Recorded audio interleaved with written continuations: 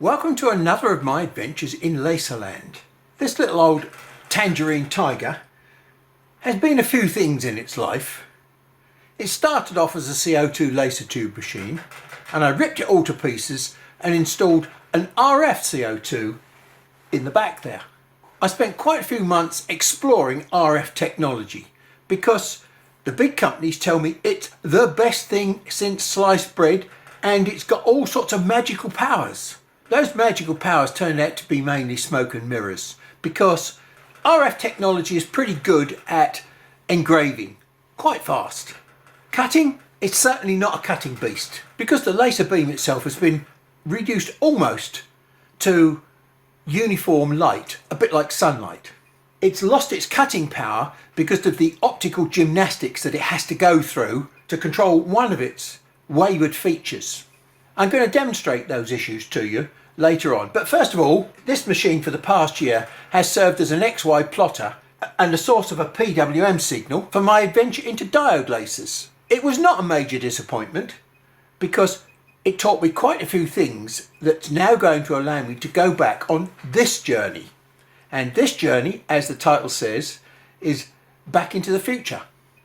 I'm going to go back to RF CO2 technology. Diode technology and the way in which lenses are being used opened up the possibility that I may be able to release the cutting beast that's sitting behind here in this 30-watt RF laser.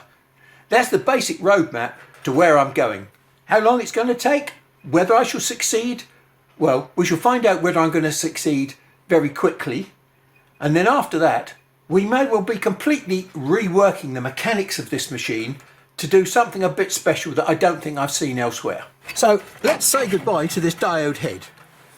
And removing just a few screws, and for about a minute's worth of work, we've got the mounting for my lightweight head back on here. Well, we don't need these PWM wires anymore, and we're nearly back in working order. So the RF unit is all now wired up again, and I apologise for the noise that these fans are making, but we need to be here to see the first stage of what I want to demonstrate. The laser beam comes out of here at about 2mm diameter, so the specification says. I'm going to fire that beam at this piece of wood. 100% power, I think it's 36 watts maximum power, and I've given it 100 milliseconds, a tenth of a second, to do a burn. There is a terminal on CN5 on the controller, which is called shot. And if you just connect a 2-wire switch between shot and ground, that will make your laser fire for you without going anywhere near the pulse button. So here we go, 100 milliseconds, 100% power, 38 watts. Okay, I'm going to add something else. That supposedly doubles the size of the beam, so let's just see what it does. Okay, well, I'd say it's more like 3 or 4 times rather than 2 times. I've now put a piece of 10mm thick acrylic. We're going to try the beam without the beam expander on. Now, I'm going to watch through the edge of this material, and I'm going to count and stop as soon as the burn reaches 10mm deep. 0, 1, and a half. So we'll now move that over, and we'll put the beam expander on, and we'll give that 1.5 seconds as well. 0, 1, and a half. As we found out with the wood, with the beam expander, it's not twice the size, but probably nearly 4 times the size. And hey, just let's be generous and say we're 100mm away from the source. Okay, so the beam expander is doing something other than what we think it should be doing. So there are 2 things I want you to note about those beams. One of them is the shape, and the other thing is the size. So let's go and talk about that, shall we? For the benefit of those people that are joining this series for the first time, have never seen any of my stuff before. For those people that are not joining me for the first time and are following me, then I apologise. You're going to have to suffer it again, and it's going to get rammed in so deep that you will never ever forget it. A laser beam is nothing more than a beam of light. It's a special beam of light. What's special about it? Well, there are many things special about it, but one of the key things that's special about it is, if we take a look at this picture here, we'll see it's like a stage spotlight. There's a real crisp edge to the spotlight, and it is uniform in its intensity across the whole of the area. Now this graph here is meant to be an idea of the intensity profile of this beam. In other words, it goes up to a certain intensity and then it stays at that intensity all the way across the beam. I've got the same picture here, but this time we've got a different sort of light. And this is exactly how your laser beam works. It's very, very intense at the centre, and the light intensity or the brightness drops away towards the edge of the beam. Now you can see there is no crisp edge to the beam, and you've got this intensity profile here, which is different than this one. So this is what they call a flat top, and this is a Gaussian distribution. This is typical of most laser beams that are required for cutting. You just heard me mention the word Gaussian. He was a mathematician, and he derived this mathematical statistical shape called a bell curve, or a normal distribution curve, is actually generated in nature all the time. Out of nothing, out of total randomness, this amazing shape appears. Now, here's a desktop toy that simulates effectively what's going on inside a laser source. Not just a tube, but any laser source. These things here, let's call them photons, and as they fight their way out of this laser source, the randomness that occurs generates a marvellous pattern. Not perfect, but pretty perfect every time. And magically, every time you do it, it's more or less the same shape.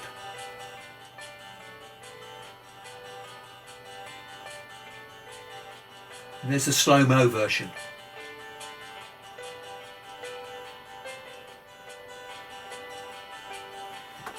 You can see total randomness. Look, there's hardly anything happening at the edge here. So this is the way in which the light is being formed within your laser tube, the intensity of the light. Depending on the design of the laser source itself, it can be set up to produce light in all sorts of different patterns. The one that we're interested in is this one, called tame 00, called a Gaussian mode, which we've just discussed. They call this power. This axis up here, the height of the graph, which is the intensity. The intensity of light here is very dim, where here it's extremely bright. This axis here is really misnamed. The area under this shape is power. This tube that we're looking at the moment has half the power of my 70-watt glass tube. The manufacturer of the laser source specifies a beam size. Now, in this case, the beam size is claimed to be 2 millimeters. When we look at the raw RF beam that we've produced, it seemed to be bigger than the 2 millimeters that the manufacturer specified. Well, there is a good reason for that, and as it shows it on this picture here. The beam itself is specified in a rather strange way. It's an international standard. I'm not going to go into the details of it, but essentially, whatever this height is, we've got about roughly 15% of that intensity. There's a line that goes across there, and whatever that line is across there at about 15% of that intensity is how they describe the beam diameter. Two Gaussian curves, and mathematically these are exactly the same. The only difference is the dimension across the bottom here. Let's just call it, for example, as I've shown here, 6 millimeters. This area here is 70 watts. If I change the beam size, that's now 2 millimeter beam instead of a 6 millimeter beam. This area is still 70. So as you squash the beam down to a smaller and smaller diameter, you increase its brightness or its intensity. And intensity is one of the most important characteristics of a laser beam. The greater the intensity, the faster it can damage materials. So although you might not have thought about it in these very simple terms before, this conservation of area under the shape of your beam, as you put it through a lens and you make this base diameter of the beam smaller and smaller, you are increasing the intensity to some phenomenal levels where you can do cutting with it. So here we are, we've got the perfect example of how high intensity causes damage faster. Here's our beam coming out of the laser. It's roughly 3 millimeters diameter, but the central core of that is very, very high intensity. And so consequently, that high intensity is boring its way into that material much faster than the outer part. If we were to slow this down, we would see a very small diameter here to start with that's boring its way right the way down. But as time goes on, and we're only talking about 1.5 seconds, you remember, the outer part of the beam has enough energy to start damaging the outer part of this cone. So this cone is generated because of the high intensity at the centre and the lower intensity at the outer part of the beam. Let's assume that this shape is the area that I've just been talking about, the Gaussian distribution area. Then this area here is exactly the same power as this area here. But hang on, we've not just made it shorter because we've got a bigger diameter. We've lost the Gaussian form. This should have a point on it, a rounded point, but it hasn't. So something dramatic has happened to that beam because it's gone through a beam expander. Now this was always a puzzle to me, why I couldn't ever make this very high intensity beam pass through a lens to amplify it even more to make it into a cutting monster. Well, I can hear some of you asking the question, why are you destroying the laser beam by putting it through a beam expander? It was perfectly okay before you fiddled with it. Why have you done something special to it? Here's the device that I've got. It has a characteristic which is common to all RF type lasers. Beam diameter, 2 millimeters. The biggest problem is this thing here, 7 millirads. Now 7 millirads means that the beam is growing at the rate of 7 millimeters per meter. And if we've got even a small machine like I've got, which is 300 by 500, so we've probably got 1,000 millimeter difference between the laser source and the furthest corner of the machine. So my beam at one corner, for example, might be 4 millimeters, but then it's going to be 11 millimeters by the time it gets to the other corner of the machine, because as the beam grows, the intensity falls, and as the intensity falls, its ability to do damage gets less and less and less. So I'm going to get a significant change in the cutting performance across even a small bed machine. And it's this 7 millirads which is the killer. In an attempt to make the performance more uniform across the table, all RF lasers are fitted up with something called a beam expander. There's a very simple and easy explanation of what a beam expander is if you go to the Edmunds Optics website, and here it is. You take the beam and put it through two lenses and you finish up with a much bigger beam. But that bigger beam is parallel over the whole of the work area. So I've turned an expanding beam into a parallel beam. Whoopee! You've got two ways of using lenses to produce this parallel beam. One of them was invented by a guy called Kepler. One of them was invented by a guy called Galileo. Those guys both lived in the 1600s. These guys didn't know anything about laser beams when they designed these, because these were designed for telescopes. Great for images. Let me be rude and say shit for laser beams. We need to go and look at how lenses work to understand how destructive these are to a laser beam. I spent a couple of years of my life trying to find out how laser beams actually cut material with virtually a straight parallel curve, because it makes no sense at all when you look at the standard concept how lenses are portrayed. So the light comes into the lens, and then, as we've already seen, it gets focused down, compressed, and its intensity increases to the point here where you've got a focal point, and then it goes beyond the focal point and expands again. If it expands again, why don't we get a non-parallel cut beyond the focal point? How can we get something that's 20 millimeters thick with a virtually parallel cut? I've used a 1-inch lens for cutting 20 millimeter thick acrylic with a virtually parallel curve. And look, it just doesn't make any sense at all. Average spot sizes. Well, what's a spot size? Although light travels in straight lines, and that ray there finishes up over that side there, in reality, there isn't a point of crossover which is 0 at the focal point. There is always something at that focal point, which I'm not going to go into today.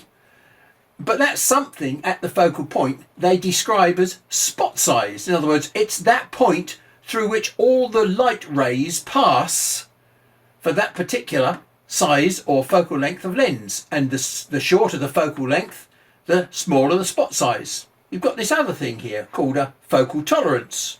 Can I just say all of this stuff is rubbish when it comes to lasers? This works fine if you've got a camera or a telescope where you're focusing images. We're not focusing images. We're trying to amplify intensity to do damage at this point only. What happens at this point is not the same as what happens down here, as this picture shows. But first of all, there is no tolerance on the focal point, and there is no such thing as an average spot size. Now here's a piece of thin card, and we've got a 1.5 inch optical focus lens. Now, the correct way to use a lens is with the curved side up and the flat side down, as I've done here. And remember what the focal point claims to be. It's that point through which all the light rays pass. So if all the light rays are passing through that focal point, does it matter how long I fire the laser beam at that focal point? Obviously not. Well, this picture tells me a different story. If I fire it at that point for only 2 milliseconds, I get that much of a burn. 20 milliseconds, 40 milliseconds, 60 milliseconds. As I increase the exposure time, so my spot size increases dramatically. So there is no such thing as a spot size. That's just a total myth. There is a theoretical spot size, but this is reality with a laser beam, not with a camera. If I turn the lens over and do what I shouldn't do, which is to run it flat side up, I produce a slightly bigger hole to start with without as much scorching around it, because this scorching is the low intensity rays around the outside of the laser beam. Remember the Gaussian distribution? And yet here we are, we've got less scorching and a slightly bigger hole and a slightly less scorched area. And as we get up here, the high intensity damaging part of the beam is smaller the wrong way round than it is the right way round. How does that make sense? So first of all, that's dispelled the myth that there can be such a thing as a spot size. So lenses have got a lot more interesting properties as we start digging deeper. Cutting with a laser beam was making no sense at all to me. I just couldn't work out how it was happening until one day I came across some lecture notes from this professor, and he was talking about a subject that I'd never come across before because I'm not an optical engineer, a subject called spherical aberration. Doing a little bit of photography, I had come across chromic aberration, where different colours produce different fringe colours around the outside if you get your lenses wrong. But I'd never come across this concept of spherical aberration. And all of a sudden, this made perfect sense to me. And from then onwards, I've understood how lenses really work. Now, this picture doesn't actually show me, but it led me to begin to understand how lenses really work. Here we've got the concept of what spherical aberration is. We always think of a lens as focusing to a single point. Most lenses are made with spherical geometry, whether they be concave or convex. All these rays are, let's call them sunlight, like we showed you in the stage spotlight, uniform intensity. And if we send those rays through a lens, the rays from the outside cross over and focus at a different point to those rays that are coming down the central part of the lens. So you can see there's quite a range of focal points here. And taking that further, I began to understand something more about lenses and how they actually cut. So when you turn the lens over and use it the wrong way, look what happens to the focal point. It's just non-existent, the focal point, the optical focal point. With that in mind, let's translate that into the world of lasers. And first of all, the laser beam has not got a uniform intensity profile. Now all these lines look as though they're uniformly spaced apart. That's true. But what I want you to do is to look at the colour of the lines. The colour of the lines, red through to orange and yellow, they're the most intense or powerful cutting rays. These rays out here at the edge, they're scorching maybe, as we've seen, but they're not doing any real damage. Now, let's take a look at these rays at the outside, and you'll see this aberration effect that we've just talked about. The black rays are crossing over here, and the red rays that are coming down the centre here are crossing over down here somewhere.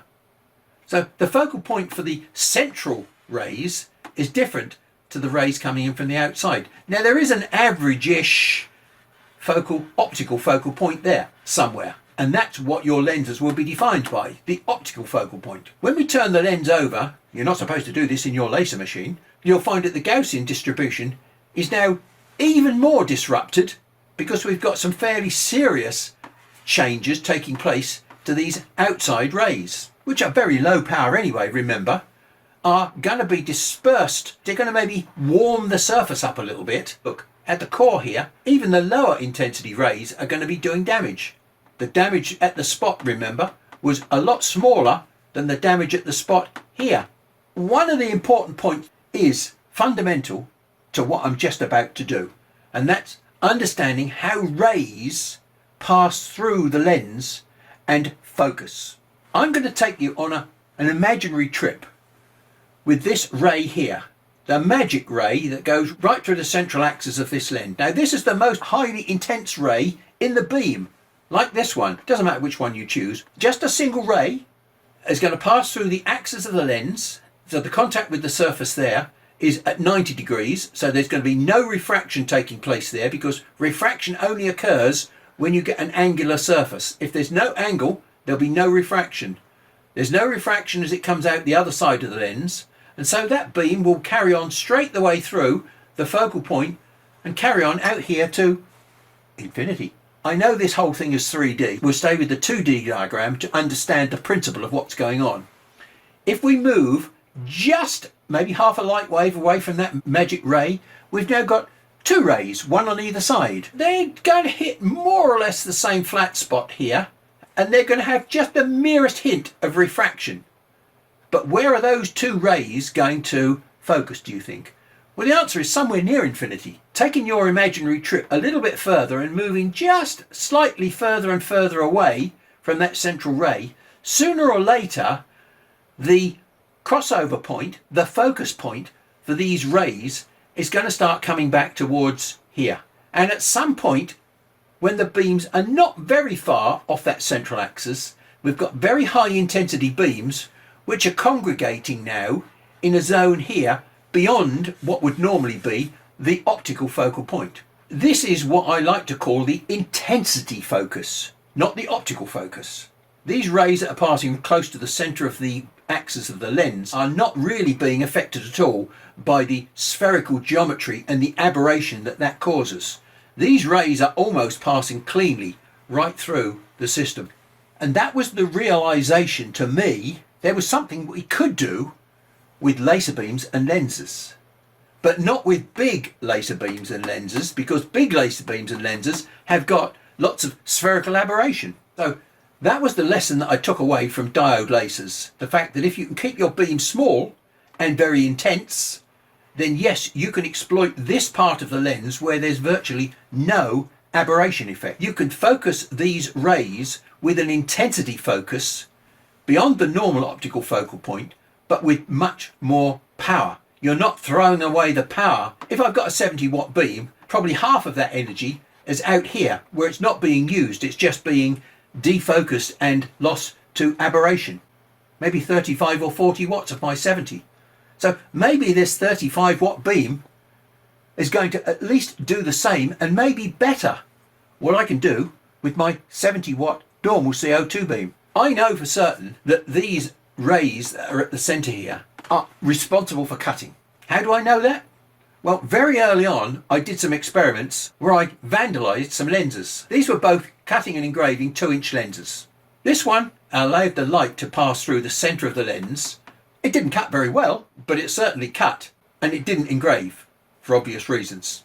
This one, well, it was a perfectly good cutting lens originally and was doing some engraving. As soon as I removed the beam effectiveness from the center here by drilling a hole and damaging the center of the lens, it was great at engraving, but useless at cutting. So I knew that there was something important about lenses and those very high intensity rays. So how does all this tie into the destructive properties that a beam expander has on a thin beam? If you make the curvature of a lens large like this, it becomes a short focus lens. Every time you pass a beam through a curved surface like this, it's going to have a disruptive effect on the Gaussian distribution. So if we were to plot, for example, across here now, what the intensity distribution was, you could see it would be pretty rubbish, even with this one.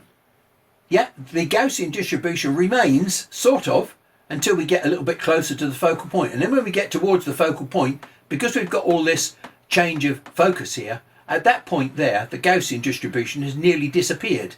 If we can keep a complete Gaussian distribution within this very, very small zone at the center of the lens here, where there is no aberration, then we should be able to use all of the power. That's what I think is going to happen when I start using lenses in a certain way with this very thin beam. The next thing I'm going to do, we're going to show you the effects of this intensity profile as we move around the machine with and without the beam expander. Because destroying this very important intensity profile here is the thing that Galileo and Kepler never took into account.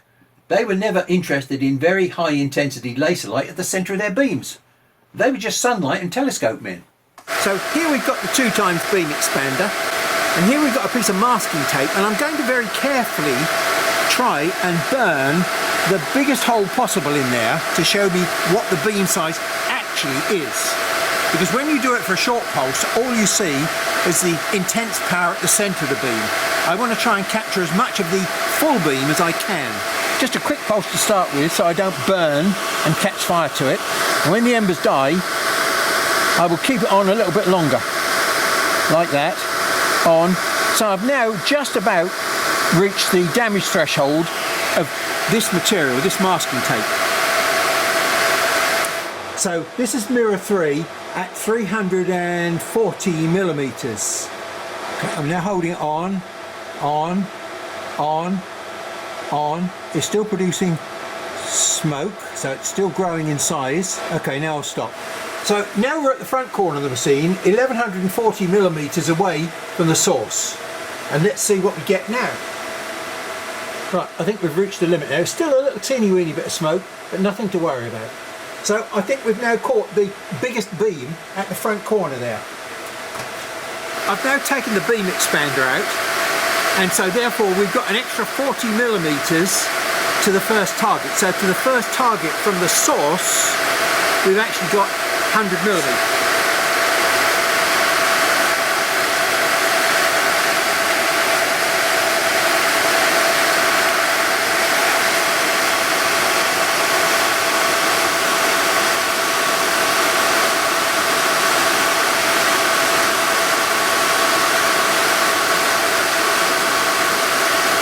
And there we go, that's about as big as I can make it. The results may be crude, but hey, they tell us exactly the story that we want to see. How effective is the beam expander at expanding the beam and keeping it parallel? First of all, the beam claims to be 2 millimeters diameter, and here we've got 8.5, so it's times 4.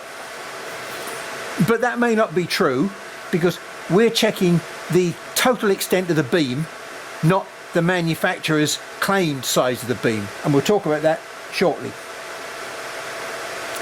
So from 8.5 to 16, the doubling in size over a metre. I mean, that's not impressive, is it, for a beam expander that's supposed to keep the beam parallel?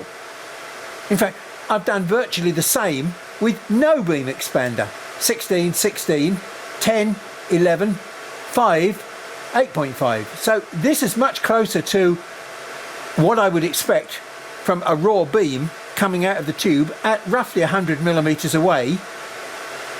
It's more than 2.5 times the manufacturer's specification. But as I said, we'll go and take a look at that specification and see what it means and whether or not this is actually meaningful. We've already seen from the first simple test that the beam expander is very good at destroying the intensity within the beam.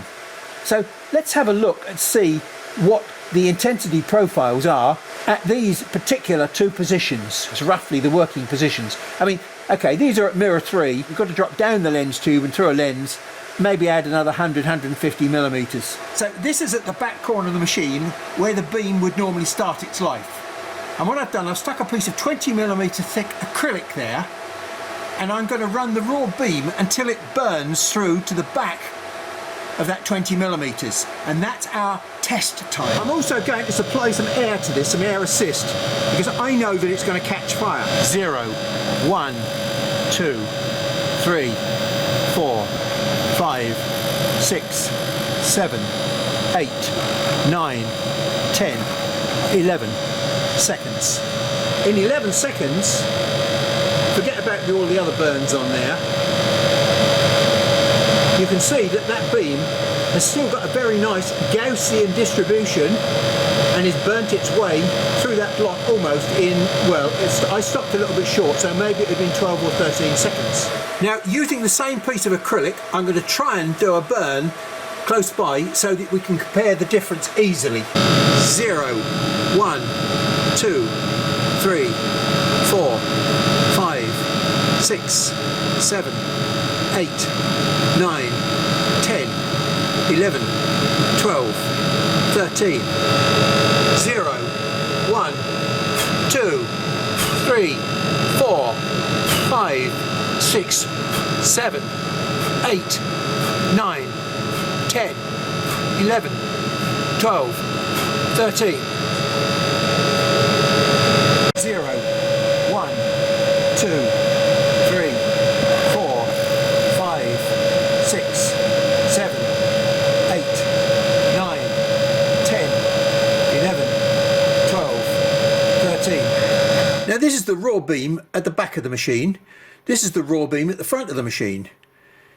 Here's the expanded beam at the back of the machine, and here's the expanded beam at the front of the machine. Now, you can see that this beam expander, and by the way, I used ×2 because I wanted the least amount of disruption to the beam. I didn't want a big beam. The bigger the beam, the less the intensity, remember? It has expanded the beam, but it hasn't expanded it uniformly across the whole of the table, which was one of its promises. And it seems to have increased the beam size substantially more than the tube manufacturer's claimed output beam. Here I've got a brand new unopened beam expander from Cloud Ray. First of all, it rattles, which means there's some loose lenses in there. And secondly, if you're not careful, there is a protective film on there, which you certainly don't want to use, otherwise you will produce a horrible mess on your lens. Okay, now we better just tighten up the clamp rings that are in the front and back here. Doesn't rattle anymore. Again, these are the sort of things that many people wouldn't even think about. They just put it in and use it. And let's see what sort of burn we get with the 4x beam expander. Now, you've got to take your eye off the things in the background and just look at these on the top surface here. This is the 4x beam expander, this is the 2x beam expander. That's not twice the size of that. But it is a bigger beam. And the other thing that's rather interesting is you can't really see it in these pictures, but if you look carefully inside there, you'll see how strange the varying depths are. And if we take a look at it from the side, it's not a very good beam now that it's passed through the expander. Looks okay in that direction, but there's a lump out the side. So whether it's a 4x beam expansion or a 2x beam expansion, the same characteristic exists in the way in which they're treating the beam. Now maybe the beam is not entering on the centre of the tube, I don't know. I have not got any control of that because the two things just screwed together.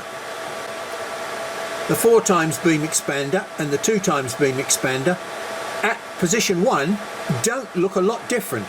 When you look at them in the front position of the machine, the 2x beam expander has expanded a lot more than the 4x beam expander.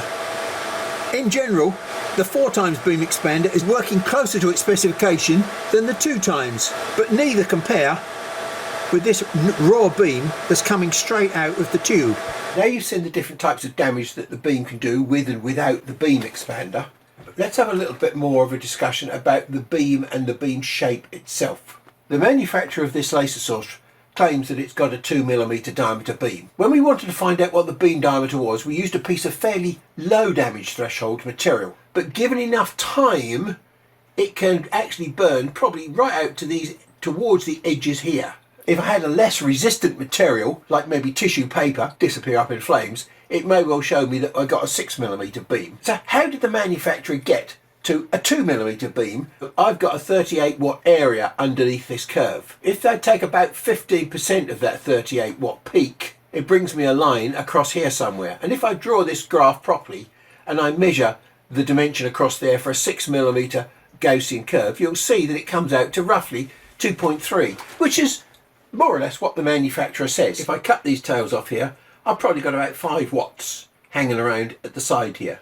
Now if I change that beam from 6 to 9 millimeters, this area is still 38 watts and the shape is still Gaussian.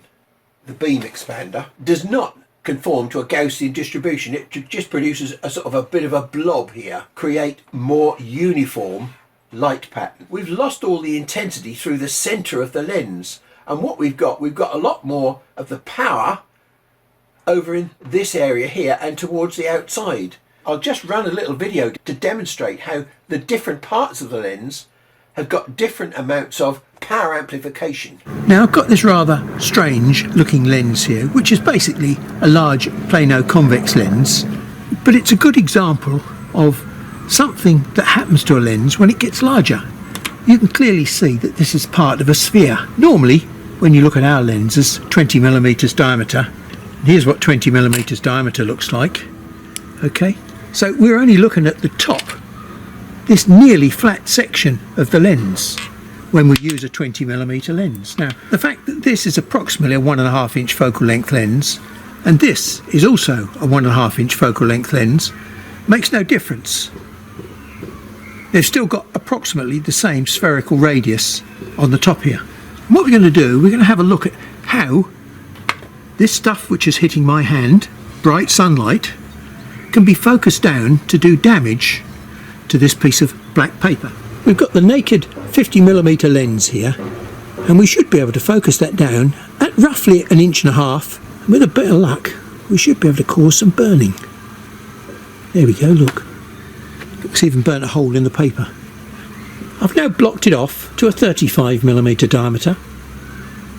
Yep, certainly not as much damage there as there was before. Now we'll put a 30 mil occlusion in there. We've still got enough power there to do some burning. A slightly smaller hole. Now we're at 25. Yeah, I'm having to work hard to get it to focus. It's an even smaller hole. Now this is 20 millimeters, which is typically the size of lens that we would use in our machines. Rest that on something so that I can hold that remarkably still and keep focused in the same spot. It's taking a long time, but it does just about burn the surface with a very, very small mark, rather than it hasn't burned a hole in it. This is one of the standard lenses which I've got, which is 18 millimeters diameter. This is a meniscus lens, so it should be a really, really sharp point. However hard I try, but I can't create any damage at all in the area there.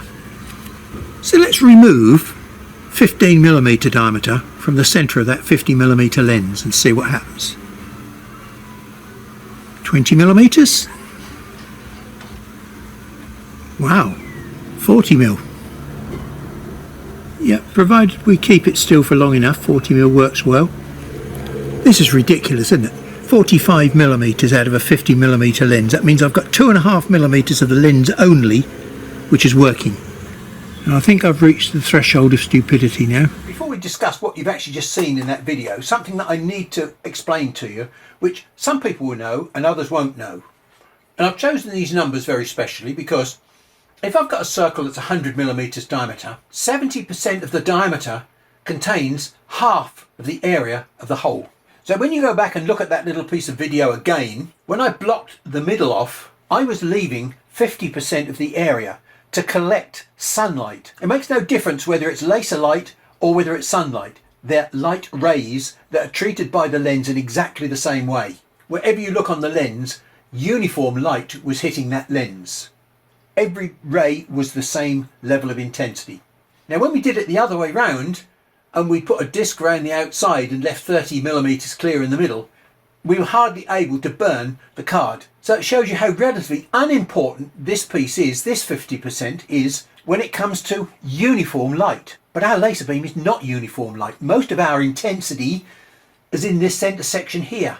Now I'd like to just think back to the diagram you've just seen, where 70% of the diameter of that beam contains 50% of the power. Let's take that line there and say that that is the graph of uniform sunlight hitting this lens, because every one of these rays has got the same amount of photons in it, or if you like, the same amount of energy, light energy coming from the sun. If we say that 70% of the area is represented by probably that mauve line there to this mauve line here, that's a huge amount of the diameter which contains 50% of the area. The other 50% is contained by this little bit out here. If all these rays are exactly the same power, to get the maximum amount of intensity at the focal point, we would want every one of these rays to converge onto a single point so that all the energies would be additive and we could get maximum amount of damage at this focal point. But hang on, look, these two rays here from the outside, the black rays, are focusing there. The next pair in, which are the grey rays, are focusing here, a long way away from the black rays. So they're not doing much to help each other because they're just too far away from each other.